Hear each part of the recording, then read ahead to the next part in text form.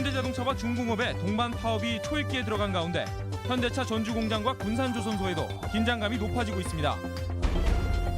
도의회가 의원들에게 통신비와 피복비 지급을 추진하고 있습니다.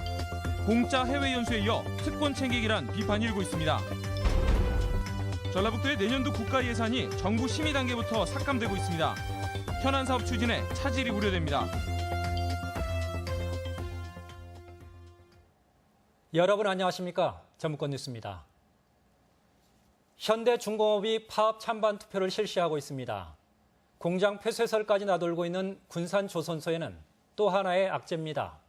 현대자동차와 공동 파업을 공언한 상황이라 지역 경제가 크게 긴장하고 있습니다. 보도에 강동엽 기자입니다. 현대자동차 전주공장의 분위기가 무겁게 가라앉았습니다. 사측과의 임금 협상이 결렬되면서 파업이 가결됐기 때문입니다. 4,300여 명의 전주공장 조합원들은 81%의 높은 찬성률로 파업을 결의했습니다. 다음 주부터 부분 파업을 시작으로 향후 전면 파업까지 투쟁 수위를 높여간다는 방침입니다. 전주공장에서는 하루 버스와 화물차 등 250대가량을 생산합니다. 회사 측은 하루 가동을 멈추면 손실액을 100억 원가량으로 추산하고 있습니다.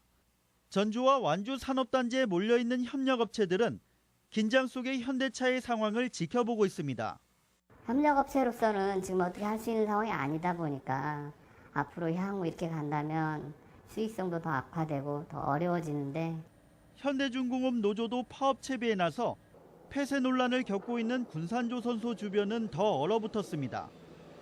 군산조선소의 조합원은 540여 명으로 전체 현대중공업 노조원 15,000여 명의 4% 미만이지만 조선소의 핵심 인력이어서 이들이 파업할 경우 여파가 불가피합니다.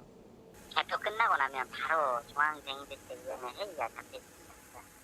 거기서 다음 주 투쟁 지침이나 마련해서 발표를 할 겁니다. 현대차와 중공업 노조의 파업이 초읽기에 들어간 가운데 도내 최대 규모인 두 공장의 파업 강도와 수위에 지역의 눈길이 쏠리고 있습니다.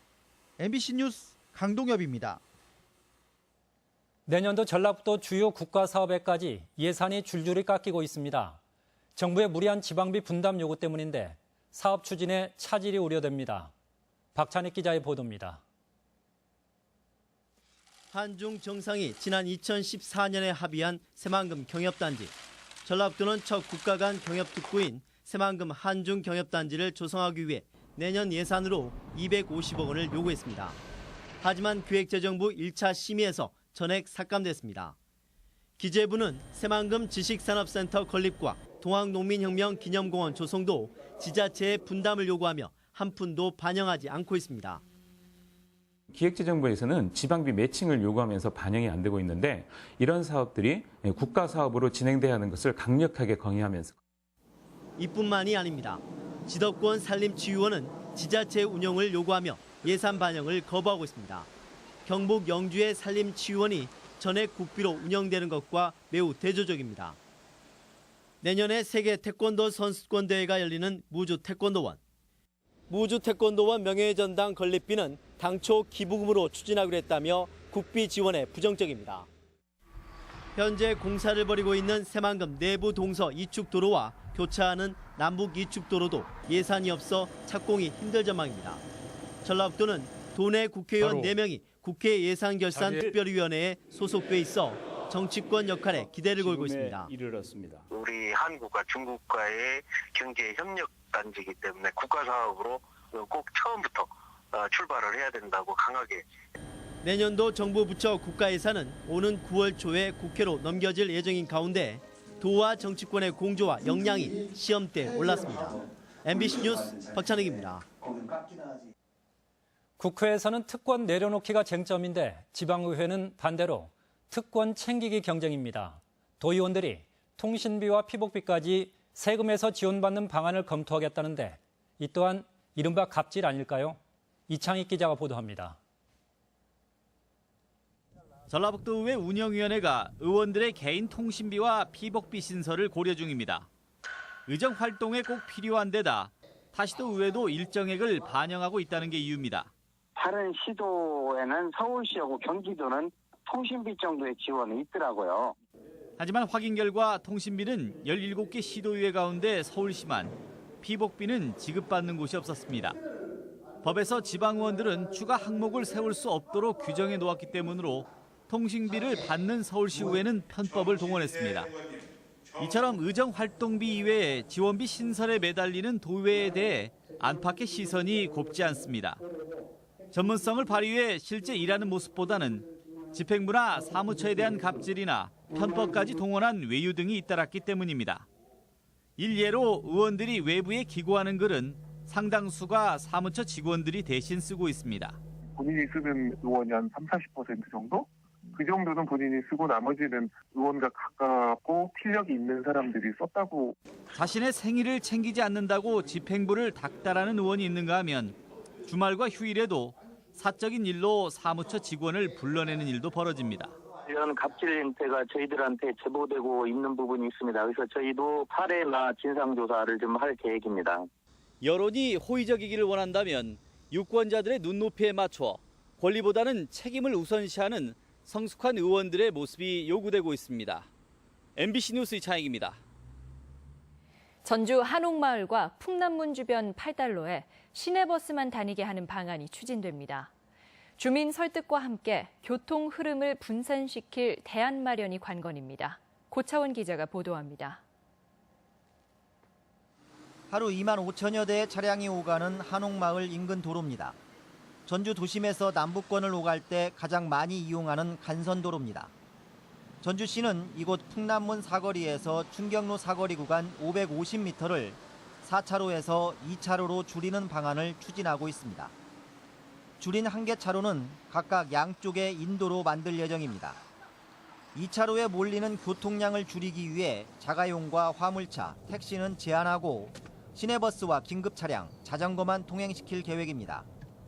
이 지역이 차가 많이 통행되지만 이 차량을 좀 줄이고 그 보행 공간을 넓혀서 쾌적한 도시를 만드는데 저희 목적을 두고 있습니다. 관건은 교통량을 적절하게 분산시킬 수 있느냐입니다. 서울과 대구 등에서 성공적으로 도입했지만 전주가 여건이 같다고 속단할 수 없기 때문입니다. 게다가 주변 도로 여건이 좋지 않아 우회도로 확보도 마땅치 않은 현실에서 보행권을 확대하겠다는 전주시 구상이 제대로 실현될 수 있을지는 좀 더 따져볼 대목입니다. MBC 뉴스 고차원입니다. 30도 안팎의 무더위가 이어진 전라북도 지역은 밤부터 서해안을 시작으로 비가 내리겠습니다. 비는 내일 오후까지 30에서 80mm, 지리산 부근 등 많은 곳은 120mm 이상이 올 것으로 전망됩니다. 전주기상지청은 비가 내일 새벽과 오전 사이에 집중되겠고 지역에 따라 시간당 20mm 안팎의 강한 비가 오는 곳도 있겠다며 주의를 당부했습니다.